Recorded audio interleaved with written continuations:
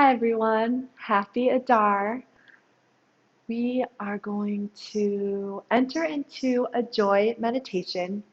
So the first step in a joyful meditation is finding a spot that is so joyously comforting to you. So put on comfy socks, lay down, find some nice pillows, light a candle, have some tea. Those little extra nourishment pieces that make the practice joyful is especially important in the month of Adar. So take a few moments as you're getting there.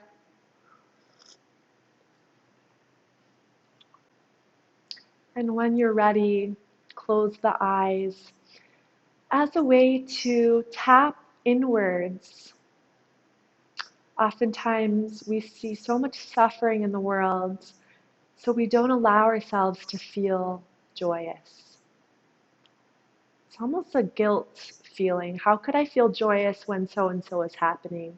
Or how can I be happy when my sister is going through this? And we block ourselves, we disallow ourselves to feel our inherent joy. So close the eyes for a moment to the difficulties of the world and go to that space within you that is inherently joyous. Sometimes it's hard to get there and it takes a while. But each one of us is like a well. In the desert, we had Miriam's well that quenched the Jewish people. And this image of a well is that we have life-giving waters, our inherent joy deep down, and it's never ruined, it's never contaminated, but sometimes there are rocks and dirt and dust that needs to be swept away to uncover that well. So let's be well diggers together and reveal our inherent state of joy. Because Kabbalah says the divine presence cannot rest on someone who is not joyous. Prophets would actually do anything they could, clap, dance, sing, just to get into a state of joy so that they could receive prophecy. How important is joy in our divine avoda? We can't have any spiritual experience without joy. And Rabbi Nachman says, the main place of joy is in the heart. So let's begin there. Enter into the heart realm. You can bring hands onto the heart, or you can just pour your awareness into the wide expanse of the heart.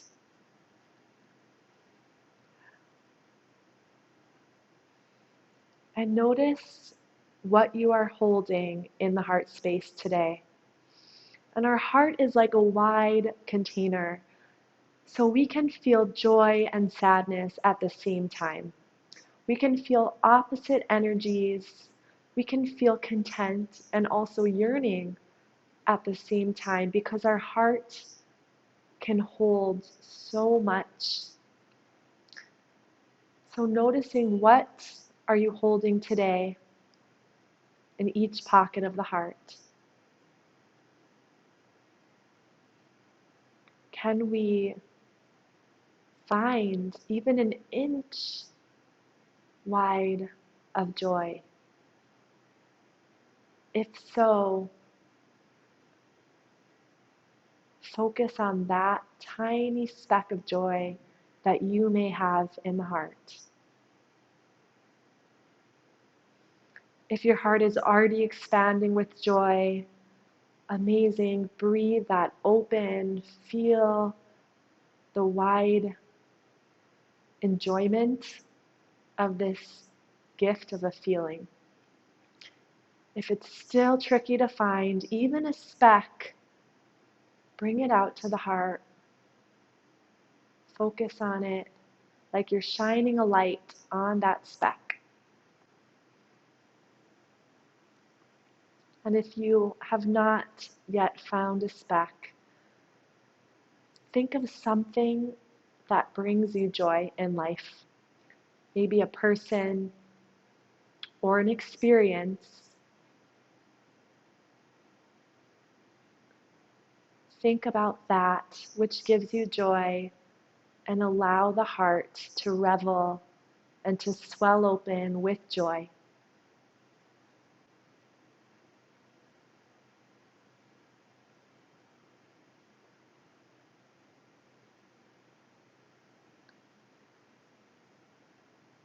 All the dust that is covering over that inherent joy, sweep it away, dig it open until the waters inherently rush out and flow open.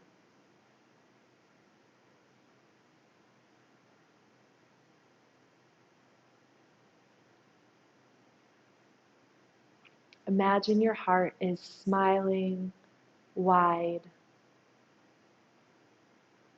from shoulder to shoulder.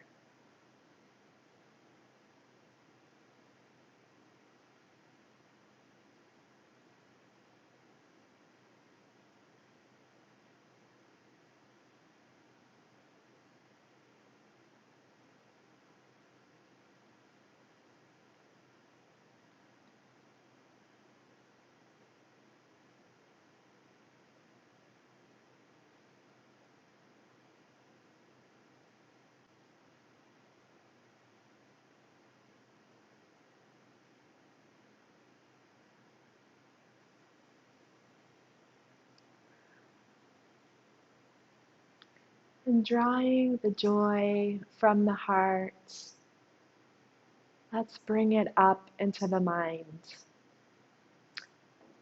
Just like this image of the well, often the heart is the water and the mind is all of the dust and the rocks and the earth layer that we need to dig through. So it's often the mind that's blocking the water of the heart.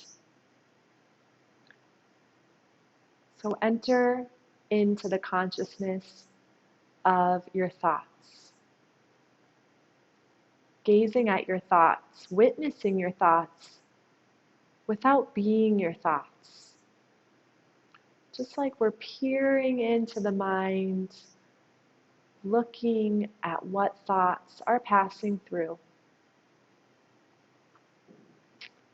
And instead of coming into the narrative of the thoughts, simply notice what energetic imprint the thought has on your state of joy.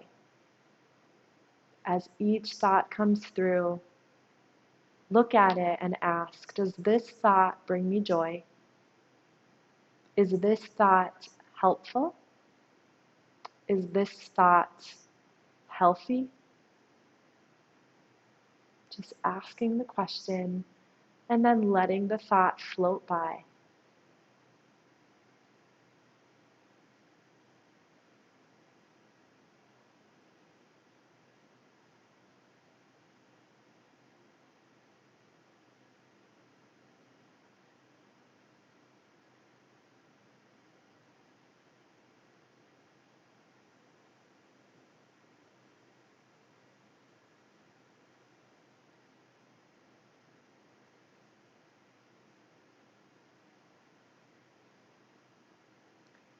The more we engage in this mindful practice, the more we are in the driver's seat of our thoughts.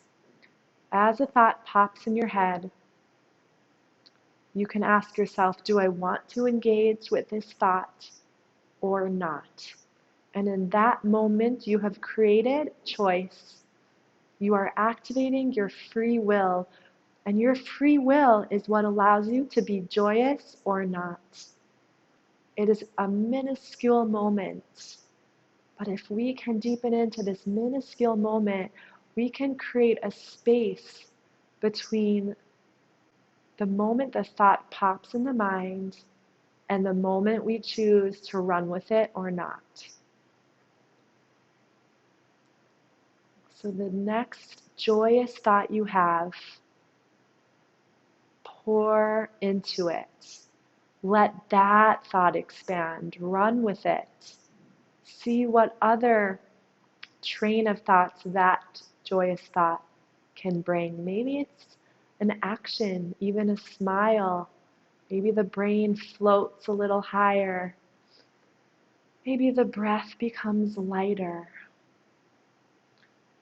When you find that joyous thought, notice how the corners of the body feel a little more spacious.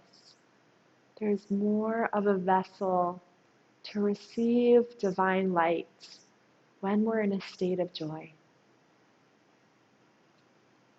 There might be a natural flow from side to side. Our breath may deepen, and we allow more joy to seep in. And we also allow the joy to spread outwards. Because when we allow joy in, we give and exuberate joy out. Let's take a deep inhale, bringing joy into the heart. And exhale joy out into the world, spreading lightness and laughter to others. Let's try it again. Inhale, joy fills up the heart. Exhale, joy spreads to all those that need it, all those that are suffering. A few more breaths like this, because before the meditation, we often block joy because of the suffering of the world. But after meditation, we breathe joy and we give joy. And in fact, we relieve suffering of others. So this is not a selfish practice. We are joyous to receive divine light and give divine light. And while Rabbi Nachman says the main place in the heart is joy, once we accept joy in the heart, the joy spreads through the whole body. So feel that sweeping energy of joy from the heart down the length of the body into the low belly, pelvis, legs, joyous and light, into the feet, hopping happy, down the length of the arms, joyous giving, and ending in the mind, joyous thoughts, which lead to joyous speech, words, and actions. Thank you all. Let's bring the hands to the heart center.